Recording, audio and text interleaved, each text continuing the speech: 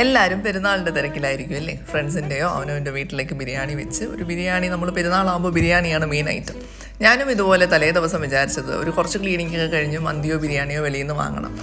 അങ്ങനെ ക്ലീനിങ്ങൊക്കെ ചെയ്തുകൊണ്ടിരിക്കുമ്പോഴാണ് ഒരു മെസ്സേജ് വരുന്നത്, എൻ്റെ ഫ്രണ്ടിൻ്റെ വീട്ടിൽ ബിരിയാണി ചെയ്യുന്നുണ്ട്, അവരെവിടെ എത്തിക്കും.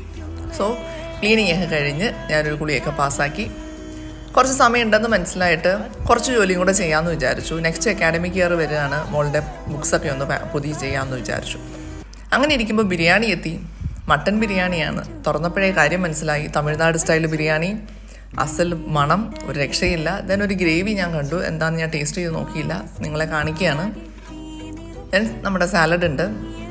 അപ്പോൾ ഈ ഗ്രേവിയുടെ കേസാണ്. മട്ടൻ ബിരിയാണി അസാധ്യ ടേസ്റ്റായിരുന്നു, തമിഴ്നാട് സ്റ്റൈലിൽ ചെയ്തതാണ്. ഡിണ്ടിഗൽ ബിരിയാണി എന്നൊക്കെ വേണമെങ്കിൽ പറയാട്ടോ.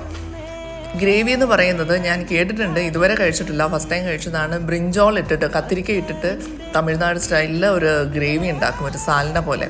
നമ്മുടെ മട്ടൻ്റെ ഗ്രേവി ഒന്നുമല്ല, ബ്രിഞ്ചോളാണ് അതിൻ്റെ മെയിൻ കണ്ടൻറ്റ്. നല്ല ടേസ്റ്റായിരുന്നു കേട്ടോ. എൻ്റെ ഫ്രണ്ടോടെ കേൾക്കാനായി പറയുന്നത്. അപ്പോൾ അത് കഴിച്ചു. തലേന്ന് വെളിയിൽ നിന്ന് വാങ്ങിക്കാമെന്നുള്ള തീരുമാനത്തിലായിരുന്നു എൻ്റെ ഒരു ദിവസം തന്നെ മാറ്റിമറിച്ച ഒരു ബിരിയാണിയായിരുന്നു. Thank you.